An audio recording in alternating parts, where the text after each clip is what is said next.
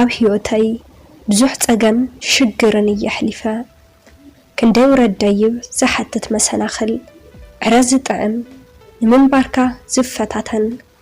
ኣብ ገዛይን ከለኹ ሰላም ኣይረኸብኩን ኣቦይ ብጣዕሚ ጨካን ኣብ ልዕሊ ደቂ ኣንስትዮ ዘለዎ ጠማምታ ፍሉይ ጭካነ ዝሓለፎ እዩ ነይሩ ንዓይን ነደይን ከጋፍዐናን ከሎ ዘይርሳዕ እዩ እቲ ናተይ ማሕረምትን ስቃይን ዳርጋ ለሚደዮ እየ ናይ ኣደይ ግና ኣመናዩ ከብደይ ዝበልዐኒ ምሸት ሰኺሩ መፂኡ እንትርፎ ሕማቅ ቃላትን ግፍዕን ሓንቲ መዓልቲ ጽቡቕ ምሸት ኣሕሊፍና ማለት ዘበት እዩ ከምዚ ጌርካ ምሽኺ ወፃኺ ኣተኺ እናበለዩ ዝሃርመኒ ነይሩ ኣደይ ነዚ ኩሉ ክትፃወሩ ስለ ዘይከኣለት ነብሳ ግድፈት እያ ኣብዛ ዘይተሓሊ ጎደሎ ፀላም ዓለም ንበይነይ ገዲፋትኒ ህይወታ ንሞት ፈረደታ ህይወተይ ሽዑያ ካብቲ ዝገደደ ፀላም መሊሳ ፀልሚታ ናይ ሞት ኣደይ ክቕበሉ ስለ ዘይከኣልኩ ኣደዳ ንብዓትን ሽግርን እየ ኾይነ በቃ ብዘየደ ዋጋ ይብሉን ናብ ፈጣሪ ሽግረይ ክቕንጠጥ ወትሩ ይጽሊ ነበርኩ ኣቦይ እውን ኣደይ ምስ ሞተት ክመሓየሽ እናተጸበኹ ኣብ ውሽጢ ዓመት ዘይመልአ ካሊእ ሰበይቲ ሓዘ ሕልፊ ጭካነ እዩ ብሰንኪ ኣቦይ ድማ ነቲ ሓንቲ መዓልቲ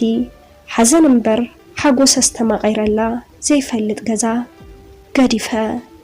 ንስደት የወፅየ እንታይ እሞ ክገብር ኣማራፂ የለን በቃ ከምኡ ይሕይሽ እተን ናይ ኣደይ ሽልማት ወርቂ ሸይጠ ድማ ንስደት ሱዳን ሓደ ኢለ ጀሚረዮ ጉዕዞ ንሱዳን ድኻም ገዲፍካ ጽቡቕ እኳ እንተኣተና ዝገደደ ምንባርካ ዘጽልእ ስቃይ ግና ኣብ ሱዳን እዩ ጸኒሑ ኣብቲ መኽዘን ካብ ዓቕመይ ንላዕሊ ገንዘብ እዮም ኢሎምኒ ካብቲ ተስማዕማዕናዮ ዝነበርና ንላዕሊ እቲ ገንዘብ ከዓ ኣዝዩ ብዙሕ እዩ ነይሩ ናብ መን እየ ክድውል ንመን እየ ክሓትት ኣቦይ እንተኾነ ኪድ ባዕሊ ክትፈልጢ ኢሉዩ ቴሌፎን ኣብ እዝነይ ዝዓፀወኒ ኣነ እውን ማዓስፈቴ ናብቲ ጨካነ ኣቦይ ደው ኢለ ግና ከዓ ኣማራፂ ኣይነበረንን እቶም ሰምሰርቲ ገንዘብ ከም ዘይብለይ ምስ ፈለጡ ከም ድለዮም ክትፃወቱለይ ጀሚሮም በቃ ንኽትዛረቦ ዘሕፍር መርወይ ስምዒቶም እዮም ዝገበሩኒ ኣነ ድማ ሓደ ረዳኣይ ክስዕን ሰብ ይመፅእ ይፋኖ እንታይ እሞ ክገብር ስቃይን መከረን ካብ ርእሰይ ምውራድ ኣብዩ ናይዛ ዓለም በቃ ህይወተይ ፀሊአ እቲ ዝገደደ ድማ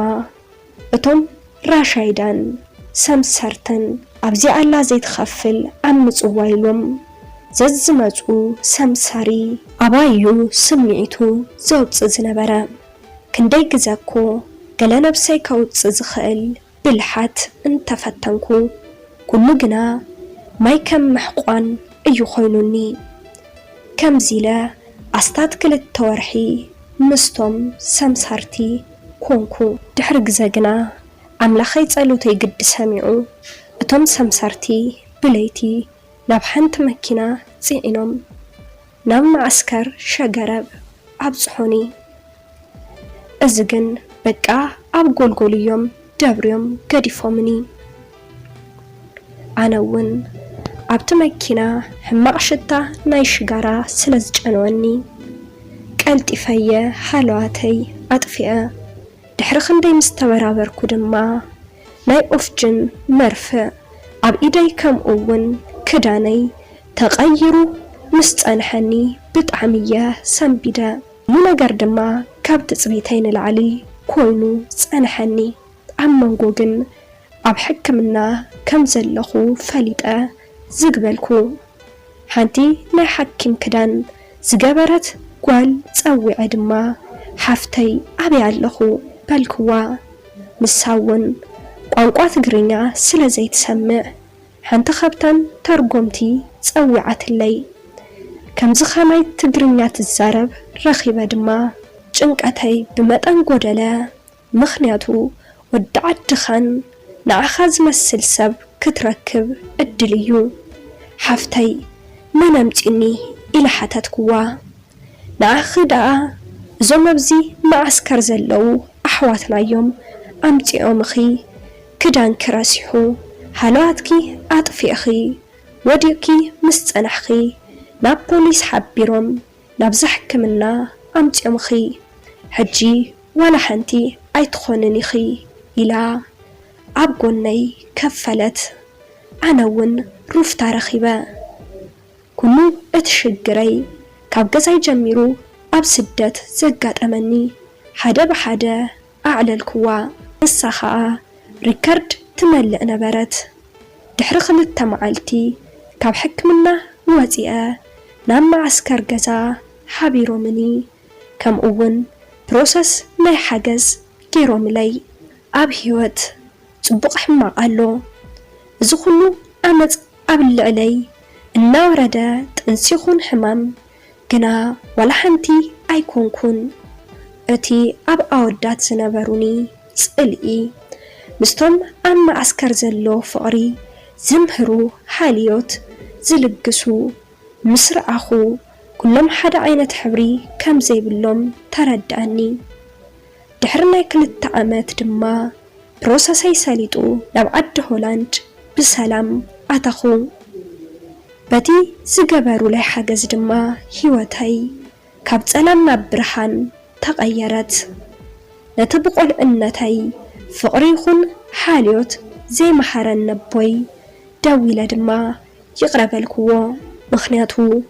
በደል ቢይቕረዩ ዝውዳእ ንነብሰይ ኮይነ ድማ ነቦይ ክሕግዝ ጀመርኩ ህይወት ክትነብራ